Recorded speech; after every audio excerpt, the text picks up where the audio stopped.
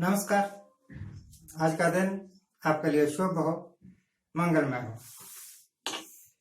रात में भाषण सुन रहा था प्राइम मिनिस्टर साहब का, सुल्तान आजम हिंद का। कह रहे थे कि मैं राज्यों से अपील करता हूं कि वो अपने यहाँ जितने भी माइग्रेंट लेबर है उनको ये विश्वास दिलाएं कि लॉकडाउन लगेगा नहीं, अगर लगेगा तो उनका कोई नुकसान नहीं होगा। इस करके वो जिस जगह रह रहे हैं उसी जगह रहें, अपने गांव अपने देश में ना भागें। यही बात मार्च 2020 में अगर आप सोच लेते प्रधानमंत्री साहब, तब ज्यादा ठीक ना होता। अचानक ऑल ऑफ ए सडन पूरे मुल्क में लॉकडाउन लगा दिया, और लॉकडाउन लगाया 3 महीने के बाद। 10 दिन बढ़ाया, फिर 20 दिन बढ़ाया, इस तरह बढ़ाते बढ़ाते 3 महीने, बहुत लंबा अरसा। आज आप सोच रहे हैं कि लॉकडाउन लगाना गलत होगा, लॉकडाउन से नुकसान होगा। आज आपको लॉकडाउन के ड्रॉबैक्स नजर आ रहे हैं।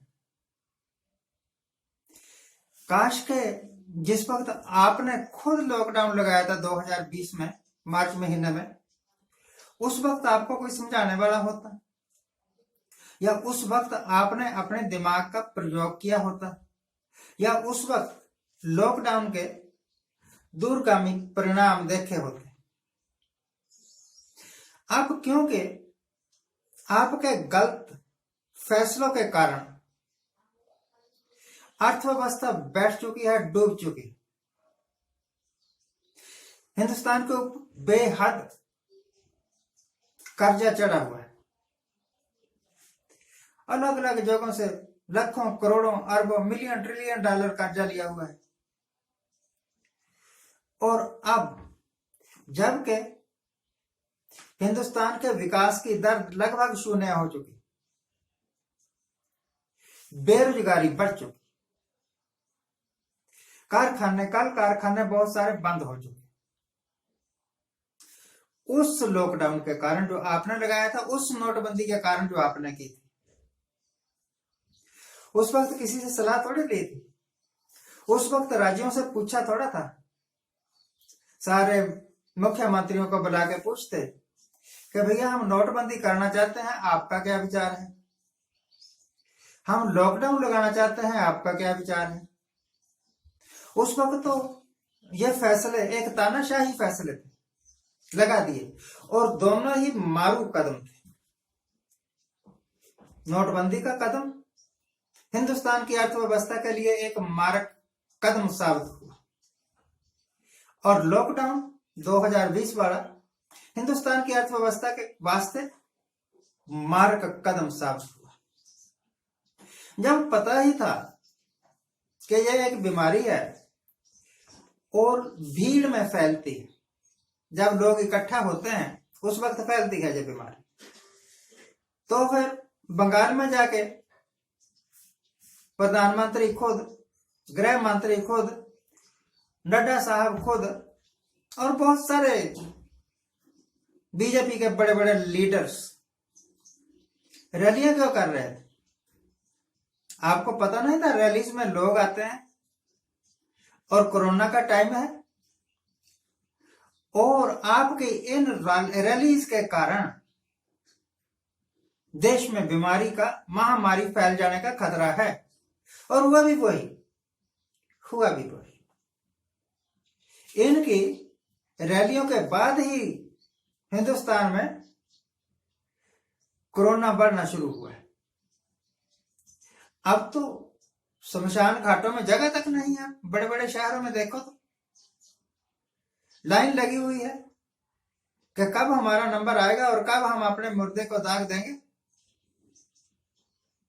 जब सब कुछ गवा दिया, फिर भी होश नहीं आया, फिर भी रैलियां करते रहे, फिर भी रोड शो करते रहे।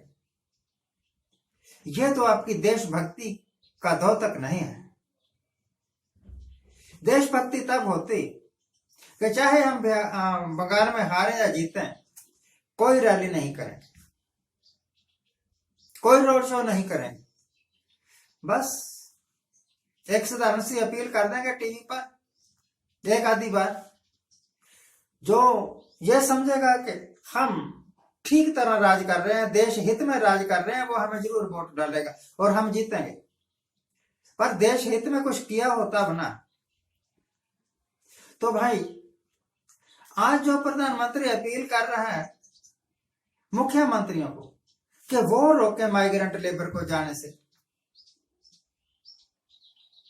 वो इसका मतलब गलती को मान रहा है कि जो लॉकडाउन उन्होंने लगाया था, उस लॉकडाउन के कारण बहुत ज्यादा नुकसान हुआ था। हिंदुस्तान की अर्थव्यवस्था को डुबोने का श्रेय अगर ताज किसी के सिर पर रखा जा सकता है तो नरेंद्र मोदी के सिर पर रखा जा सकता है। बहुत सारे लोग कहते हैं कि नरेंद्र मोदी एक त्यागी नेता है, उन्होंने शादी नहीं की।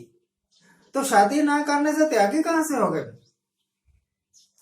मायावती ने शादी नहीं की, पर देखो उसके बैंकों में कितने करोड़ रुपया है।